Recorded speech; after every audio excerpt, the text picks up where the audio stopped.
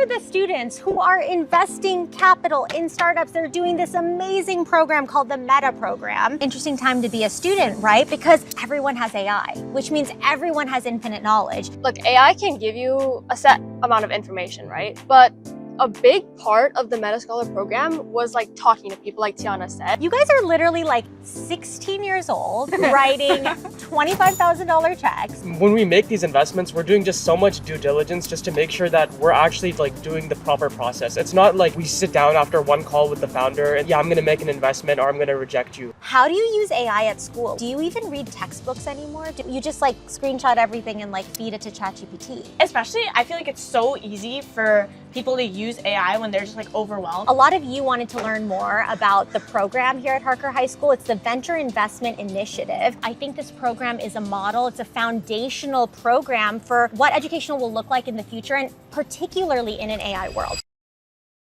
I'm here with some amazing Harker High School students. Go Eagles! Go Eagles! And yes, these are the students who are investing capital in startups. They're doing this amazing program called the Meta program here at Harker. And I'm here today to spill the tea, to learn more about it from you guys. You guys are like rock stars, right? Like Silicon Valley rock stars. Like the nerdiest rock stars possible.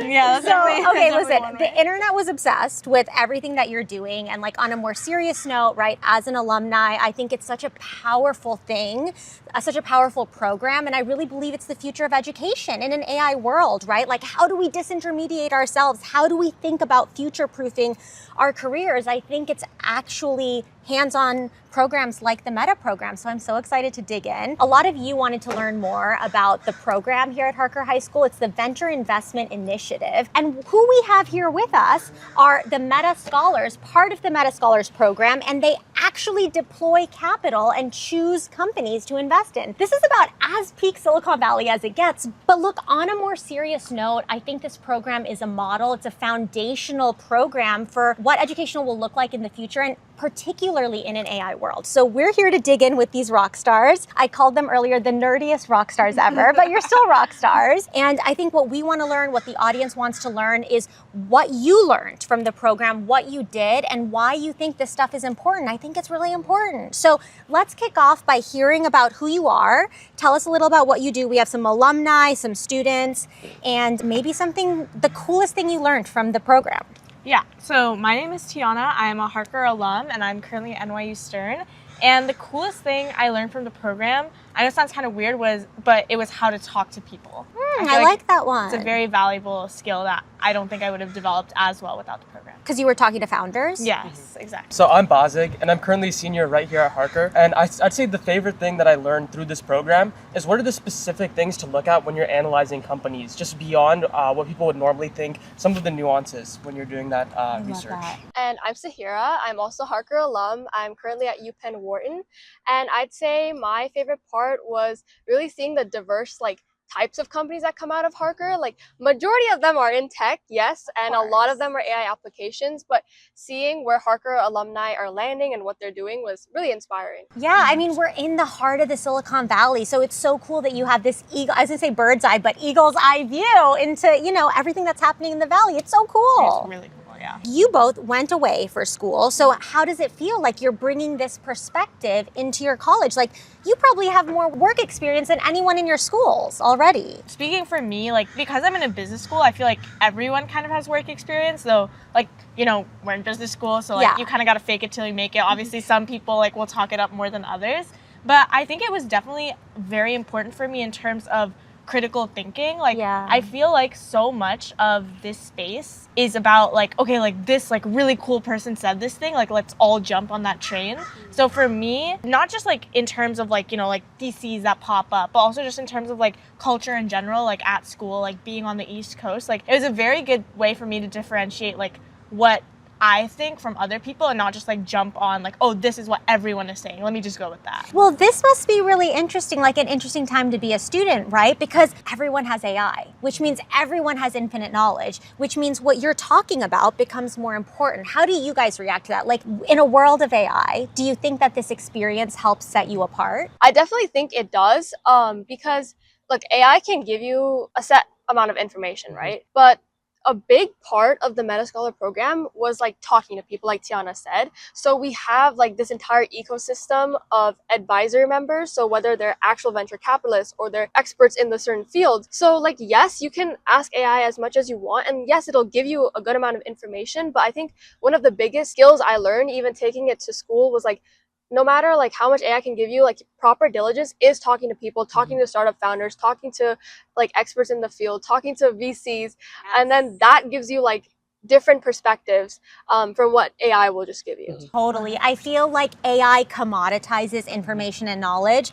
Then it's how do you stand out, right? And I think it's that education. How do you feel about it in high school, Boz? Yeah, I would say that having strong people skills and soft skills are crucial, not just in high school, but even going beyond that. As mentioned, AI is going to have a massive impact on people's jobs. And I'd say one of the main things that people like myself can do as a student is learn how to develop those people and soft skills in order to, as you said, differentiate yourself from the rest of the competition, as well as just be better in the role that you're working in. Okay, so like walk me through what class looks like, what diligence looks like. Like this is crazy to me and like everyone on the internet. So like tell us what a day in the life of a Meta Scholar program student is, and like just walk us through it. Whoever wants to go. Yeah, you're in it, so tell us. You're like a current student. Yeah. So I'd say the first thing is class. So a lot of stuff happens in class, whether it's learning the material or even just doing some of the Meta Scholar work in class. That's an option for all of our Meta Scholars. And so we have 2 required courses. The first one is Honors Corporate Finance. Okay. We're sort of learning the basics. Literally, I took that in business school. Like what? It's actually insane, yeah. We're learning sort of the business and fundamentals as well as the technicals. And then there's Honors Venture Capital, which is a course where you're sort of learning about,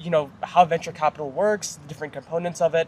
I remember maybe one of my most favorite lessons, as well as one that I think is the most applicable, was we talked about the horse, the jockey, the race model, which I think was super interesting to me. Tell us about that. I haven't heard that. So the race is sort of like the general sector. The horse is the business itself, so analyzing the business. And then the jockey or the rider is the founder that you want to analyze. So who are you betting on, the jockey or the horse or the race?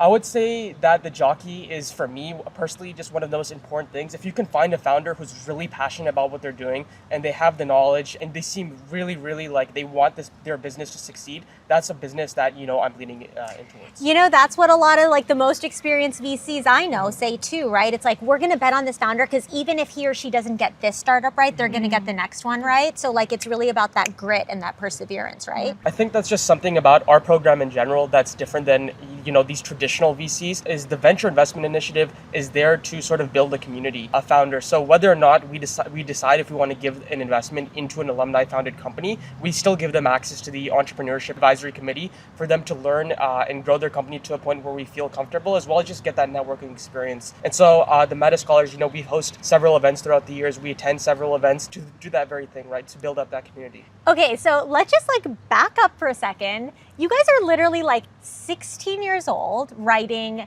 $25,000 checks. Do you feel imposter syndrome? Do you feel like, oh my God, I'm like a kid? Or are you like, no, I'm like a boss, I got this? What's going through your head? I think for me, it definitely was like very imposter syndrome like. Less when we were making the decisions, because then you're like, just like, it's like the teachers who we've developed like a close relationship with, like Mr. Rosenthal and Mr. McCorkle, and then like other students who have these guys who have already talked to, right? And who like already, I know what they're thinking, they know what I'm thinking. I feel like the most imposter syndrome moments for me was when I was like in conversations with the founder and I was in conversations with like the VCs, and I was like, wow, like this is really weird because they are like very experienced people, like they know what they're doing and they're like pitching basically to me, like they're trying to sell me on like their business. So I think that was when I felt very like odd, and I was like, do I like deserve to be here? And like, do I deserve to be in this position where I'm making these like decisions for like our endowment for Harker? I think that was honestly just something that I got over because I was seeing like the other students do it, and I was like Sahira or like anyone else in my cohort, I was like, okay, like I don't think that when I see them like presenting their deals to us and like evaluating these companies or talking to these founders at the events that we're doing, so why do I feel that way about myself when I'm in that position, when I'm in that seat? So I think that was very much just like a big thing in terms of my mindset, but I feel like Meta Scholars really helped me kind of see that in myself and see that like I'm very confident when I'm in front of people I know, but when I'm in front of like figures of authority, I kind of like back down and I'm like, I don't have the same level of confidence that I usually have. And I think that's been something very valuable to me as I've like taken that into school too. Sorry, like very long answer. No, but that's not. I think that's actually perfect because I think we've talked about this, which is so much of going out into the real world is confidence. You know, it's like, yeah, a book can teach you only so much, but like with AI and like with all the competition out there, like it's really about how do you show up, right? And I feel like this program really teaches you how to show up. How do you guys feel about that? I completely agree with what Tiana said. And I think, like, just to add on, I think that as a part of these conversations, you really learn how you like approach it without coming across as like, you know, oh, I feel like have so much power to like grill you and like figure out the nitty gritty details about your company, but how to like systematically approach it and like diplomatically approach it so that they're willing to give you the information. And I think the biggest thing to like tell them is, you know, I'm here to learn. It's not just me that's making the decisions. There's a lot of other people that this diligence will go through. I'm here to learn. I want to know more about your company. Like, tell me, like, why is this exciting? Like, what's something, like, we would always ask, you know, what's the latest update you've had?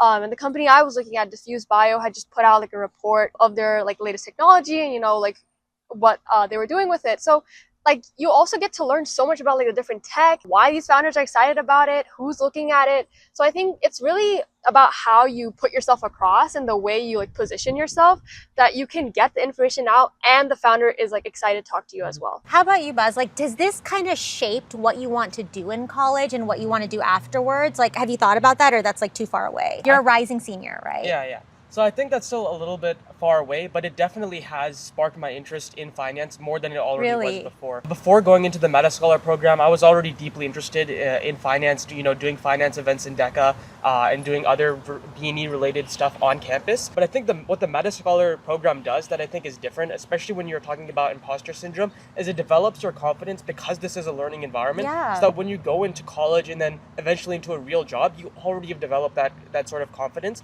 And so you're going to be more confident in that position. And you have a lot of safeguards, right? There's a whole group of like advisors and teachers and like really qualified people supporting you, right? Like what is that kind of support system like? I think, yeah. Who are they? Like who are the people? And we basically, at least this is the way it was run like in our cohort, it was basically like all of us Meta Scholars, we would kind of like schedule the meetings with the founders like on our own time. And we kind of like would assign that during our syncs together. And that would be with Mr. McCorkle and Mr. Rosenthal, who are like our main advisors. When you talk to the founder, like there's still, like you said, like a lot of safeguards that you have to pass through, right? We're basically updating our, you know, the advisors like at every step of the way. So Mr. Rosenthal and Mr. McCorkle will always like on our updates. And then you talk to the venture advisory committee and the venture investment committee, right? I think the best part is these people understand that like, yes, we're very smart people, like not to our own horns, but like we're very smart people, like we're very inquisitive and like we know what we're doing to a degree, but at the end of the day, like we are still like kids, right? So I guess like that push for us to learn more and to do our best, but also that environment where like it's okay to make mistakes because everyone here knows that like you're not a professional, but this is like a path towards that professionalism. I mean, I just think the only way to do it is by learning by doing. Yes. And like, I mean, the truth is all the grown-ups are faking it till they make it too. So it's just like you're doing the same thing, but you actually have support and like you're actually studying the thing. I bet like half the VCs out there haven't taken the courses that you guys have taken. Actually though. I think especially with like the venture capital course, I feel like that is a course that's like people usually just like learn by doing. Yeah. And I think like having that as a course was very different and very important because like there's so many, like in VC, and I've kind of seen this in business school a lot, like a lot of it is just like acronyms that are thrown around to make you feel like you don't know what you're doing, but it's just like acronyms of like very basic concepts. So I think like having that class especially was just a great way to like, okay, like I don't have to feel FOMO because I know what they're talking about. They're just like they're just like making it sound way harder than it has to be. Totally. That's so good. Okay, what is each of your favorite investment that you did? And like give it like a one line. Yeah, I didn't do any investments, but the company that I did talk to, which I like passed off the year later because this was during my senior summer, Pure AI, they were a company that was basically focused on automating the documentation of prescriptions. Ooh, is that Anita's? Oh yeah, that's a friend of mine's. Okay, cool. I'd say my favorite investment was Cost.ai. It's basically this fintech startup. It's sort of like an agent that autonomously does the finance work for really infrastructure intensive companies like AI data centers. And mine was Diffuse Bio. That was like the first one out of our endowment, and it was basically generative AI to create for pharmaceuticals to create like drugs and like certain molecules, protein molecules, and it was really cool. Generative AI for that. Wow. Okay, guys, these are literally students talking about AI agents. Like, my mind is blown. Here's another one for you. All of you, I want a quick answer. What AI company or tech company are you really excited about right now? Like, just period. Anthropic. Like, it's too broad. Okay, Anthropic. Yeah, I was gonna say Anthropic too. I just really think that what they're doing for business to business instead of just going business to consumer like ChatGPT, I think that's what separates them and makes them a really powerful company for the future. Great analysis from Boz. Okay. I was gonna say Agility Robotics, which is a company that makes humanoid robots, and it's very cool. They're the first US-based humanoid company to IPO. So it's really cool. That's so cool. Okay, so I have some notes basic here. for saying- So the internet had many thoughts, some good, some bad, but we had a lot of comments here. So I want to ask you, you guys need to respond to the internet. Okay, the first thing, one of the comments was, I'd rather see them creating and then investing after doing something meaningful. How are you going to clap back to that?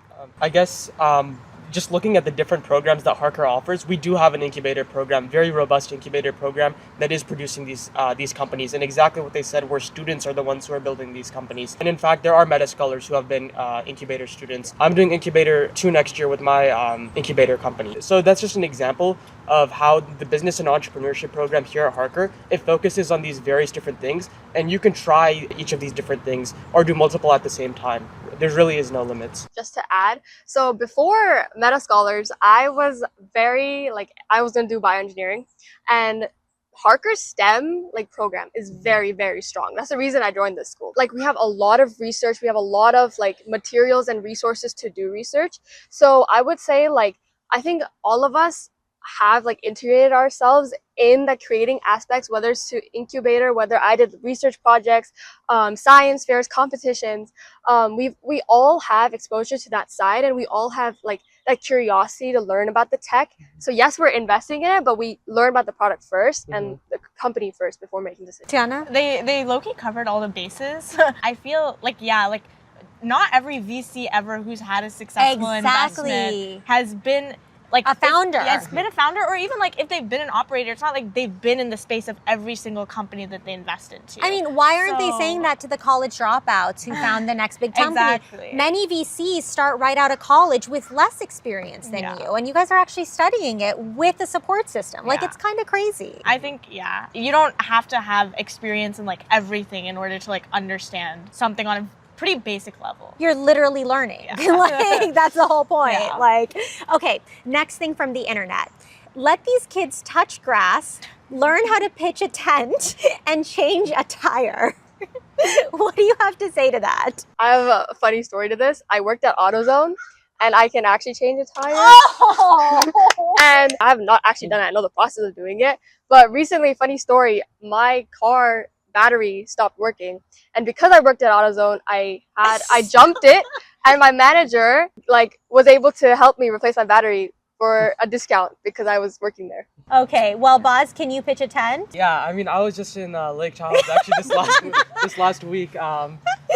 Maybe not. I think I can pitch a tent. I don't do camping very much, but I did touch grass recently. So. Yeah, I think we can all promise you we're going to touch grass after this. Okay, that's a tea and tech deal. Tiana? Yeah. I mean, I can't pitch a tent. I can't change a tire, but I could definitely touch grass. Yeah. And also, there's ChatGPT. Wait, you can learn how to pitch a tent in 5 minutes. It's not even that. There's AI. It's not even that. It's why do they think we have no lives? Yeah, we're students. We have fun. Can you talk about how socially well-adjusted you are?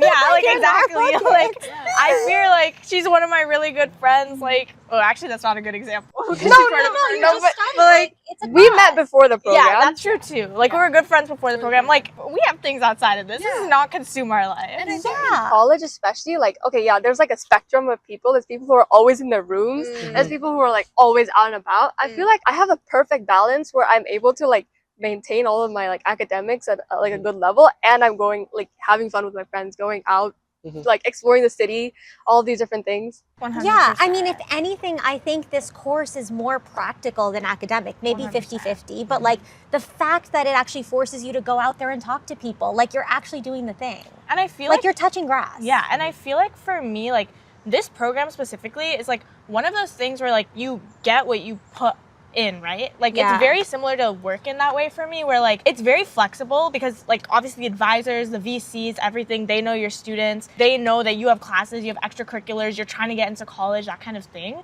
And so like you're working on your apps, you're working on like everything in your outside life. So whatever amount of energy you put into it is like what you get out, right? For me and Sahira, for Bazig, like we put in a lot of time into it because it's something that we enjoy. It's something that like we feel like contributes to both our personal lives and our learning and like the development of our critical thinking. So it's not like this is like taking over because like it's like, oh, Harker or like, oh, Silicon Valley. It's taking over because we actually enjoy what we're doing and we feel like we Totally. learned a lot from this program. That's so cool. And like a lot of your investments were actually successful too, right? Like they went on to raise more money after. Yeah. So like, final question. So they aren't investing their own money, so they have no idea what they're talking about. I would just kick that off by saying VCs don't invest their Yeah. own money. So I don't know if you guys have anything else to say. Yeah, like honestly, period. Yeah, VCs don't invest their own money. And like at least for us, I think like when you start like looking at VC as a bigger space, like we know 25K isn't that big, but like when I first heard about it, I was like, oh, 25K? Like, dang. Like, and like at the end of the day, we're representing Harker, right? Like this is like something that we're doing for our school. Like, so it's still like we like at least when I was thinking of it, I was like, oh my god, like this is like a lot of skin in the game for me, because like if this investment doesn't do well, or if like I make a stupid decision, then like that's on me and that reflects on me as well. So it's not money, but like it is a reputation game at the end of the day. Yeah, it's almost more. You have more of a burden and a responsibility than any other VC in a way. Boz? Yeah, I'd say like along those lines, I think. Clap back at the internet. Let's go. Yeah, I'd say like when we make these investments, we're doing just so much due diligence just to make sure that we're actually like doing the proper process. It's not like we sit down after one call with the founder and then we're like, yeah, I'm going to make an investment or I'm going to reject you. Like we do so much more research than that, to a point where I'd say like there's stories where I've heard where VCs after like one meeting are already like along the lines of making their decision. But for us, especially because it is a learning experience, we're doing so much more than just that, just to make sure that, you know. Yeah, I agree. Like, because it's not our money comes a lot more responsibility. If you look at the technicalities of it, yes, a lot of VC like GPs have like a small stake in the fund. And similarly, we also have a stake in the fund because it's our school, it's our name, like it's our reputation on the line. So And like you got to get into call. Like you know, you got to like really like there's pressure. 100%. There's a lot of pressure. Okay. So how does this won't help? Basically the idea was this won't help them in the real world. But I feel like we kind of covered that, right? Like, okay. Like I don't like people skills, like critical thinking, analytical skills. yeah, everything. Like it did help. If anything, this is the best way to prepare for the real 100%. world. Yeah, I agree. Like you can't Period. just prepare for the real world in a library. You got to get out there. So, okay, I'm trying to see what else we have here. What is the one thing that adults underestimate the most about your generation? I would say like creativity. I think that so much of the older generation thinks of our generation as one that, you know, maybe they might be smart enough to do these certain things, but they're not creative enough to, you know, create their own companies or to, you know, do some of the more creative elements. But I think our generation might be the most creative generation, and I've seen so many creative people, not just in my grade or in the school, but just in general with our generation. I love that. Yeah, for me, I feel like it's competency. Like I think I feel this like in my parents as well, but it's just like, oh, like you're always on that phone, like you're always like inside, like if you go out into the real world, like you won't be able to do anything. And it's like I can do things like the moment I put my mind to it. Like this girl is out here jumping her batteries. That's what I'm saying. Like I've never been in a situation where like, you know, like something has gone wrong and like I haven't been able to like figure it overcome out. Exactly. So I feel like competency is the thing we're like most underestimated on, and I just never understand why. Yeah, I think on a similar point, I think it's because of the screen and like AI. You guys use AI for everything. You don't do anything by yourself. But like, you know, the world is, everybody's gonna use AI. Like from the like entry level to all the way up, everyone's gonna use AI. So like the biggest thing is learning how to use AI to be the most efficient, to innovate, to take it to the next level. And that's what our generation is able to do. We're just not just like using AI to do every like little thing. We're using it to like learn and like figure out, you know, what's the next best thing I can do. Totally. I think you guys, or even your year, maybe a year before, is the first AI native college class, right? Like probably 2 years ago, not even. So, I mean, it's like you're forging a new path for everyone. I also think the AI thing is so funny because this is like the same people who like watch like AI slop on their phones and like show it to me. Who think it's real, right? Like all of like, guys. think it's real, or they're just like, oh my god, watch this super funny video, and it's literally like Fruit Love Island, bro. Like, Fruit Love Island. Wait, is that a thing? Fruit Love Island? Okay, I guess like this is not even like so related, but I'm so curious. Like, how do you use AI at school? Like, do you even read textbooks anymore? Do kids like what? You just like screenshot everything and like feed it to ChatGPT? Especially, I feel like it's so easy for people to use AI when they're just like overwhelmed, because like when you are thinking about like school plus extracurriculars plus just like living on your own, like everything becomes very overwhelming. So I think it's really hard to maintain that balance of like, okay, when am I using AI for the grunt work, and when am I using AI for like when I actually have to do things that require critical thinking? Yeah. Like I actually wrote a paper on this for like one of my like classes, and I think it's just so like for me especially like just like looking at how people use AI, and it's like insane. Like literally all of their homework, like, and then like it comes to the test time and they're like, oh my god, like I don't know what to do, and then they'll pull out ChatGPT like during the exam. Yeah. Right. So I think it like. That's why whenever people are like, oh my god, like AI makes like you 10 times more productive, I'm like, okay, but there's obviously like diminishing returns when it also makes you 10x dumber, you know? Exactly. So for me, I definitely have been trying to use it more for just like summary stuff, like grunt work, just like anything that you just don't want to be manual. But like for the thinking part, I like do my best to like actually do it myself. Well, I mean, I think that's what a smart AI user is, right? Like a dumb AI user is just like copying and pasting from ChatGPT, right? Like you guys know how to up-level that and how to edit it. I want to ask you, Sierra, too, like how is it for you in college? Like how are people using AI? Like what's the deal? Yeah, so I think like the biggest thing I've seen is Claude presentations. There's so many Claude presentations. I mean, this is just like a funny example just to show you. Like but you like, can tell, is there like you can tell what easily you can tell it's Claude generated. But I feel like honestly for presentations, if it's not like a big stake like presentation, if you're just like, you know, presenting a simple concept in your club, right? It doesn't really matter the aesthetics of the presentation as long as you know what you're talking about, getting the point across. So like I think I echo what Tiana was saying, like the basic like grunt work, everybody does it. There's a spectrum to everything, right? There's people that will use AI for everything, and then when it comes to exams, you're done. And I feel like a lot of teachers, they can easily pick up on it, especially like, and the thing is like every year the classes are getting harder and harder and harder. Like this last semester I took discrete math.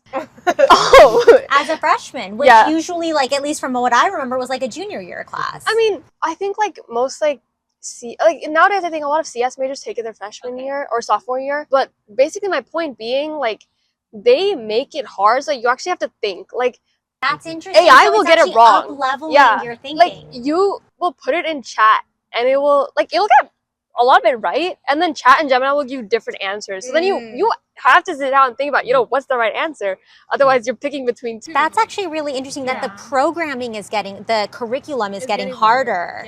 And it's like for me, like for my stats class, like they've changed the weighting to make it 95 or like 85% on the exams and 5% on the assignments, and they don't grade every problem because they know kids are just going to use AI anyway. That's so they've so changed, fascinating. like for a lot of my classes that are like homework based, like they've just changed the weighting completely because they know like no one's doing the homework. Like just put it on the exam. That's so fast. So Buzz, what about you? Do you have like a full agentic system? Like, are you just Claude Full co-working stack. everything, a full stack, orchestrating agents? Like, what's your deal? What's your stack like? I know for sure, like throughout the year, I used AI so much, but like not in a typical way where like you're just doing assignments and then submitting AI assignments. But I'd say the best use of AI for students is to study. Because let's say you don't know a problem, Yeah, you can just 100%. ask the AI to generate you a new problem or a quiz set. I remember before every single vocab quiz, I would just ask it to generate me new sentences, fill in the blank sentences. That's how I would study because it's so easy. It's like 100%. literally helping you study. It's making you smarter. It's making you think harder. Like, that is so cool. Really funny. My math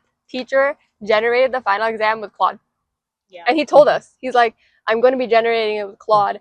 And what he did was he didn't make it computational. He made it very conceptual. So like you had to know the concept. Like, yes, you could have Claude generate similar types of problems, but if you don't know the concept, you're not going to get the answer. So like, he's like, yeah, I'm generating with Claude. Go ahead, give Claude like whatever you want. But like, if you don't know the concept, like, yes, Claude can maybe, if it was computational, maybe Claude would come up with specific types of computation. You can memorize it, put it, right? This is very like, you have to know what you're talking about to get the right answer. That's so good. I almost feel like it's going back to like elementary school, because I feel like in elementary school, like with Common Core and everything, like you had to understand the basis of like everything you were learning. I don't know if you guys felt this way, but like public school curriculum, whatever. And then I feel like I came to Harker and it was almost more formulaic, like the way you would like approach classes, the way you would do like assessments and stuff, because it's like, okay, like these were the problems you were given in the homework, like all of the problems that are going to be on the test are going to be like those problems, you know, like 99% of the time. And then you go to college, and because people are like understanding, like it's so easy to just like learn the structure of a problem. Like this is how our parents studied too. It's so easy to learn how the structure of a problem is and then just like apply that same formula to every single problem you solve. But that's not like learning, right? That's just like memorization. So I feel like now it's so much more on the conceptual side. Which forces you to understand things better. This is fascinating. Okay, I know we got very distracted from the Meta Scholars program, but I was like so curious. I'm like, do people study anymore? Like, so fascinating. Okay, guys, well, thank you so much for your time. Like, so appreciate. Should we do like a Go Eagles on 3? Okay, All right. 1, 2, 3, Go Eagles!